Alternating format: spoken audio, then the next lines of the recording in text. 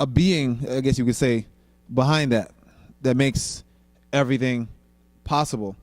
So a lot of times, sometimes I hear about, when we talk about respect, right? So a lot of times, we say we have to earn respect and this and that with respect. I've come to the realization that for me, I do not any longer, I mean, not to say that there's anything wrong with respect or not, but I think personally that respect is a mental concept created, because let's think about unconditional love, right? So unconditional love means that there are no conditions to loving, right? So that basically means no matter what you do, I love you, right? Now, respect comes conditions, right? So, for example, if someone was to come in here right now and that person was a rapist, right? None of us would respect that person, right? He's laughing. So now, if someone was to say, oh, you know what? I made a mistake. It actually was not that person. It was his cousin that I really meant to say. That person actually, that person, he didn't have any parents growing up, and he worked very hard, and now he gives back to his community after he's being successful, and he's a professional basketball player. We would respect that person, right? So in the same second, because of a thought, we respected or didn't respect that person, right? So respect puts conditions. So the way we've been successful with our program,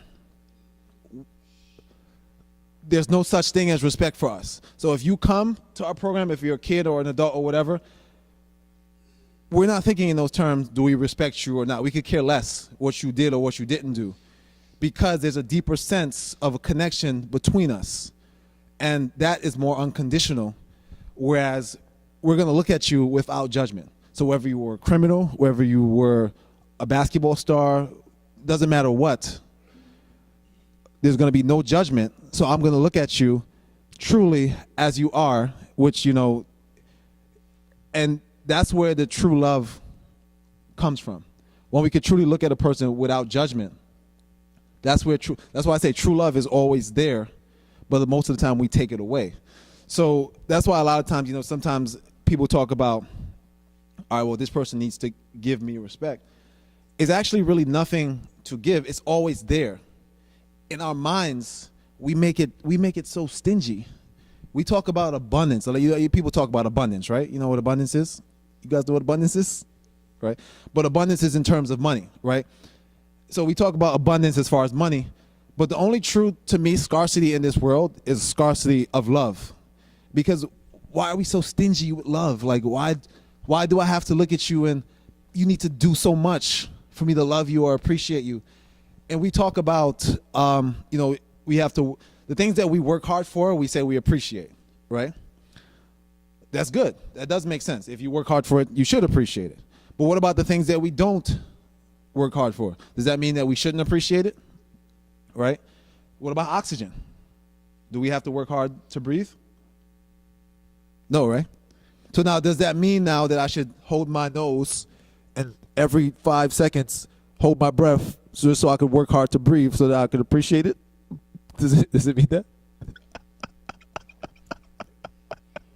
It does not mean that. So a lot of times the things that are most essential in life, we do not appreciate. So we may not appreciate oxygen. Do we appreciate Jupiter? We don't appreciate Jupiter, right? But without Jupiter, you know how many meteors would be hitting Earth? So we don't have to work for Jupiter, but we don't appreciate it, right? So there's a lot of times in life, the things that are so-called the little things that are more essential, like the sun. Without the sun, would we even have an Earth? Right?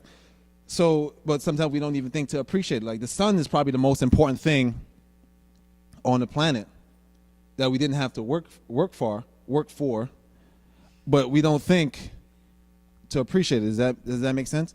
So this way of living is more of a way of appreciation, and just being able to appreciate every aspect of life. Being able to just drink this water and just to appreciate just the drink of it, and to be able to walk